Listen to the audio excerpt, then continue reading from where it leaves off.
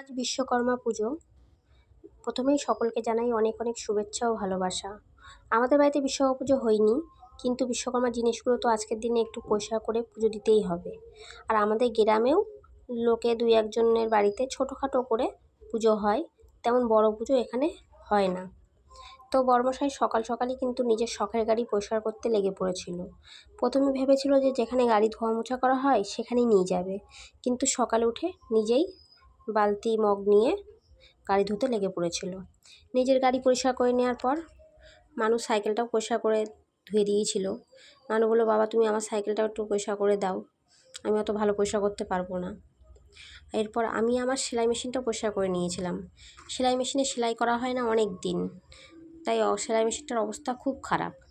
তো বড়মশাই গাড়ি ঠাড়ি পরিষ্কার করে ধুয়ে নেওয়ার পর স্নান করে ফুলের মালা, ধূপকাঠি আর সিঁদুর দিয়ে মোটরসাইকেলটায় পুজো দিয়ে নিয়েছিল।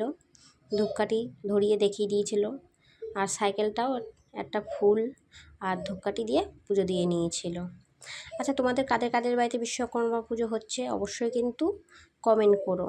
আর বিশ্বকর্মা পুজো আসা মানেও কিন্তু যে কদিন পরেই দুর্গা পুজো, এটাও কিন্তু একটা আনন্দ লাগে আমাদের। তো ভিডিওটি কিন্তু এখানেই শেষ করছি।